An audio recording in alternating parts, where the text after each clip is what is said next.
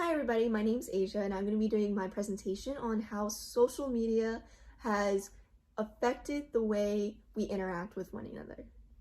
First and foremost, these are the many platforms that most of you may know. It's Instagram, Snapchat, and may have. It's such a useful tool to be able to connect with other people, and I think social media is such a great way to connect with people all around the world. It doesn't even have to be local, it can literally be from anywhere, which is so innovative and awesome. But it has created a barrier within the way we kind of communicate with one another as face to face. But nowadays, we have so much technology and so much availability to like social media sites like this, where we can simply just look up someone's name and see their profile and be able to see what they like, what they enjoy. But one thing is that it has challenged the way we communicate with each other in person. Which leads to my next topic and how it lessens the quality of our relationships. It lessens the quality of our relationships because we are so focused on our devices that we don't even see how it affects our relationships. I mean, as you can see here in these pictures, I chose these specifically because these people are all hanging out, and yet they're more focused on their phones rather than trying to really interact with one another. Because I feel like now social media gives us the option to really, connect with other people from other places.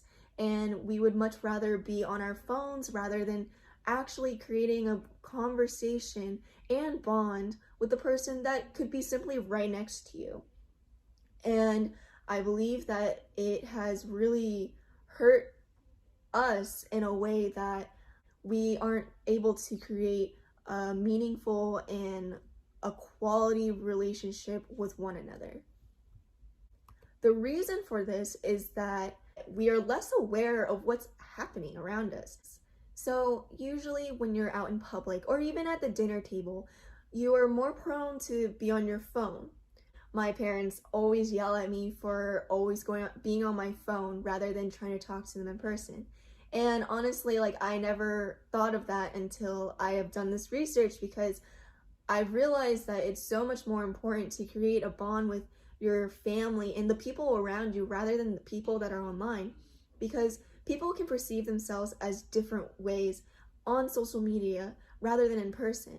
And when we sometimes, I've definitely done this myself, and I'm just not aware of my surroundings because I'm so focused on what's happening on my phone. Which leads to my next topic and how it can be very addicting. I mean, it's such easy access. You can definitely, you can just download it for free and you can build a profile so easily, and you can just be entertained for hours on hours. That's why, it's so addicting. There was a study that showed that in the 1980s, people didn't have access to social media, but they were more prone to make better quality relationships because the only way that they could communicate with each other was, as I said, through the phone, meeting up with each other. That's why going to the movies and going to football games was so important, because in order to communicate with one another is by going to events to actually talk to people. As for social media, and nowadays, people are less prone to go to the movies, less prone to go to football games, because they have so much access to so many people around the world that they don't have the need and tendency to actually go out and meet those people in person. And that's what's really hurting us, because in the end, meeting up with people and actually creating that bond, that meaningful relationship is so much more important than being addicted to your phone, because your phone it's just an object. It's not like it's gonna be there for you through it all, through everything that you're gonna go through. And I feel I have that problem too. I'm not saying that I don't is that I don't use social media or anything. I use it all the time. Nowadays, we prefer to stay home and be on our phones and kind of just see what happens rather than going out there and be active. But of course, it's different scenarios for everybody. I'm not saying that everybody is addicted to their phones.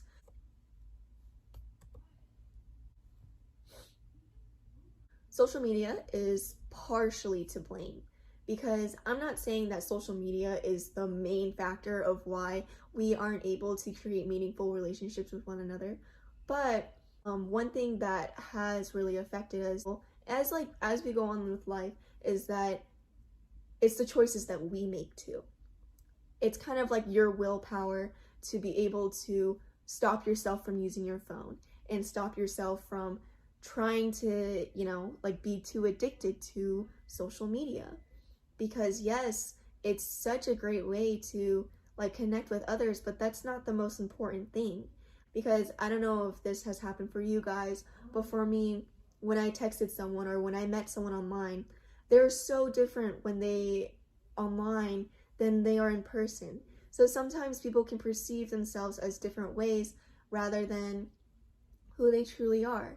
And it's really hard sometimes to really, create a bond with them if you truly can't really hold a conversation.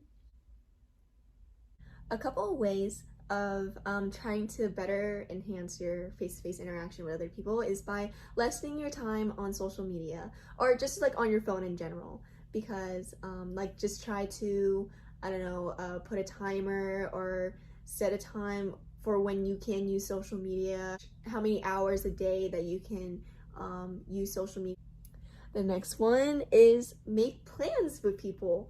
That's such a great way to really help your connection and interaction with other people, is to make plans with them and really hang out.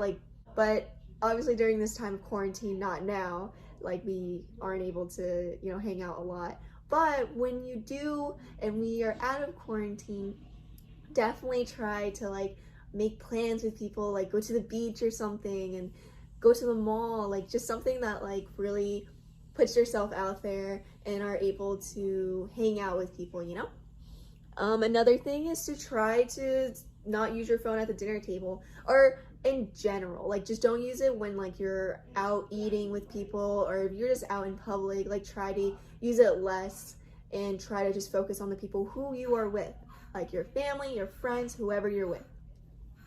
And last but not least, it's just to leave your phone at home. It's just very simple. You just leave it at home. You don't have to worry about it. It just allows you to focus on the people that are with you and around you. Thank you for listening to my presentation. I hope you enjoyed it. And please stay safe during this whole quarantine.